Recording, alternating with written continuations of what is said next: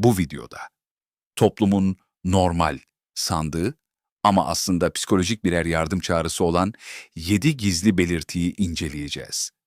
Duygusal uyuşukluktan dinlenirken bile hissettiğiniz o suçluluk duygusuna kadar. Ama sadece teşhis koymayacağız.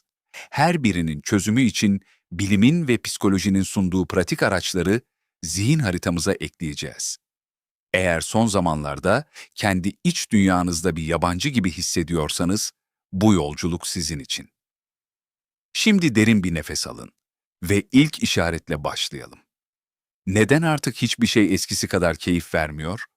Belirti 1. Duygusal uyuşukluk. Bu, üzgün hissetmekten çok daha farklıdır. Üzgün olduğunuzda bir duygu hissedersiniz. Ancak anhedonide hissizleşirsiniz. Eskiden sizi heyecanlandıran o hobi, en sevdiğiniz yemek veya sevdiğiniz birinin sesi, artık hepsi üzerinizden su gibi akıp gider, size temas etmez. Zihniniz bir savunma mekanizması olarak duygusal şalterleri indirmiştir. Genellikle uzun süreli stres veya çözülmemiş travmalar sonrası ruhunuz, daha fazla acı çekmemek için hissetme yeteneğini geçici olarak askıya alır. Sorun şu ki, acıyı kapatırken neşeyi de dışarıda bırakırsınız. Peki, bu uyuşukluktan nasıl çıkılır? Çözüm, büyük mutluluklar kovalamak değil, mikro duyguları geri çağırmaktır. Bugün kendinize bir duyu görevi verin. Sadece 30 saniye boyunca içtiğiniz suyun soğukluğunu, rüzgarın teninizdeki hissini veya bir kumaşın dokusunu gerçekten hissetmeye çalışın. Zihninize şu mesajı gönderin. Güvendeyim ve tekrar hissetmeye hazırım. Belirti 2. Karar yorgunluğu.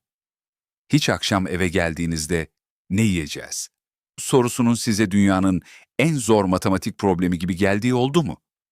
Veya bir dizi seçmek için harcadığınız sürenin, dizinin kendisinden daha uzun sürdüğü.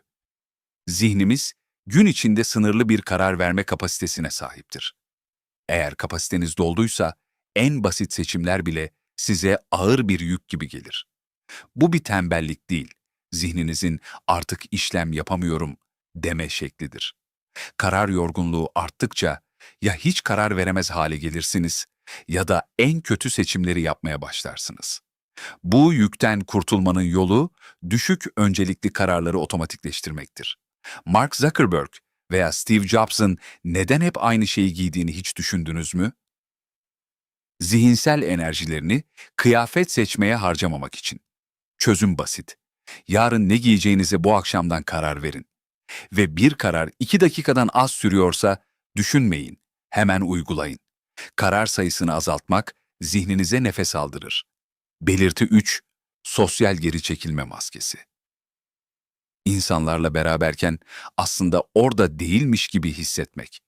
Eskiden keyif aldığınız o sosyal ortamlar artık size performans sergilemeniz gereken bir sahne gibi gelmeye başladıysa, ruhunuz size bir şey anlatmaya çalışıyordur. Bu, insanları sevmemek değildir. Bu, zihninizin dış dünyadan gelen uyaranlara karşı kendini kapatmasıdır. Eğer bir ortamdan kaçma isteği duyuyor veya eve döner dönmez kendinizi duygusal olarak tükenmiş hissediyorsanız, zihniniz sosyal bataryasını korumaya çalışıyor demektir. Maske takmak, gerçek duygularınızı yaşamaktan daha fazla enerji harcatır. Çözüm, kendinizi tamamen izole etmek değil, sosyal pilinizi doğru yönetmektir. Bugün kendinize şu soruyu sorun. Bu ortama gitmek beni besliyor mu yoksa tüketiyor mu? Eğer cevabınız tüketiyor ise suçluluk duymadan hayır demeyi öğrenmelisiniz. Kaliteli bir yalnızlık, zoraki bir sosyalleşmeden çok daha iyileştiricidir. Kendi sessizliğinizle barışmak, iyileşmenin ilk adımıdır. Belirti 4. Fizikselleşen kaygı. Bazen zihniniz sustuğunda bedeniniz konuşmaya başlar. Hiç tıbbi bir neden olmamasına rağmen bitmek bilmeyen omuz ağrıları, geçmeyen mide yanmaları veya aniden gelen nefes darlıkları yaşadınız mı? Ruhunuzun taşıyamadığı yükü omurganız ve iç organlarınız üstlenmiş olabilir. Psikolojide buna psikosomatik belirtiler diyoruz. Kronik stres altındayken vücudunuz sürekli savaş ya da kaç modundadır ve kortizol seviyeniz hiç düşmez. Kaslarınız her an bir saldırı gelecekmiş gibi gergin bekler. Yani aslında o sırt ağrısı sadece yanlış oturmaktan değil, taşımaya çalıştığınız duygusal yüklerden kaynaklanıyor olabilir. Zihni sakinleştirmenin en hızlı yolu bedeni rahatlatmaktır. Gün içinde sadece 2 dakikanızı ayırıp omuzlarınızı kulaklarınızdan uzaklaştırın ve derin bir nefesle karnınızı şişirin. Vagus, sinirinizi aktive etmek için yüzünüzü soğuk suyla yıkamak bile bedeninize "şu an güvendesin" mesajı gönderir. Unutmayın. Bedeniniz, zihninizin evidir. Evinizi dinlemeye başlayın. Belirti 5. Aşırı düşünme, overthinking döngüsü. Gece saat 03.00 ve zihniniz 5 yıl önce söylediğiniz o yanlış cümleyi veya yarın olabilecek en kötü senaryoları analiz etmekle meşgul. Zihniniz durmak bilmeyen bir haber bülteni gibi sürekli felaket senaryoları yayınlıyorsa, bu bir zeka göstergesi değil, zihinsel bir yorgunluk işaretidir. Psikolojide buna ruminasyon diyoruz. Tıpkı bir sakızı saatlerce çiğnemek ama asla yutmamak gibi. Düşünceleriniz size bir çözüm sunmaz, sadece olduğunuz yerde dönüp durmanıza neden olur. Bu durum, zihnin kontrolü elinde tutma çabasıdır. Ancak ironik bir şekilde sizi kontrolü tamamen kaybetmiş hissettirir. Düşüncelerle zihnin içinde savaşamazsınız. Onları oradan çıkarmanız gerekir. Çözüm, her gün kendinize 10 dakikalık bir endişe saati belirlemek. Tüm korkularınızı o 10 dakikada kağıda dökün ve süre bittiğinde defteri kapatın. Kağıda yazılan her düşünce zihnin üzerindeki yükünü kaybeder. Düşünceleriniz siz değilsiniz. Onlar sadece zihninizden geçen misafirlerdir. Belirti 6. Verimlilik suçluluğu. Hiçbir şey yapmadan oturduğunuzda kendinizi suçlu hissettiniz mi?